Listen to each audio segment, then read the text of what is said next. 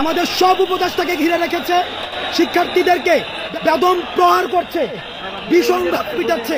সদস্যরা ঢাকা বিশ্ববিদ্যালয় শিক্ষার্থীদেরকে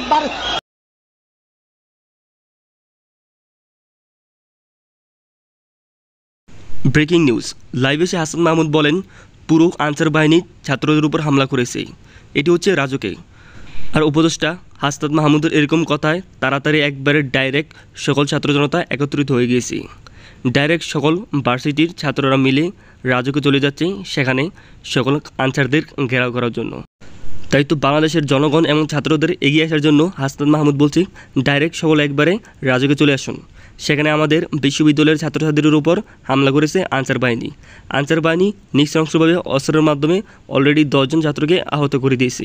এইসব খারাপ আনসার বাহিনীর দলকে প্রতিহত করার জন্য বাংলাদেশের সকল প্রতিটি স্কুল, কলেজ, ভার্সিটির ছাত্রছাত্রীদেরকে এগিয়ে আসার জন্য অনুরোধ করছেন হাসনাত মাহমুদ রাজুকে।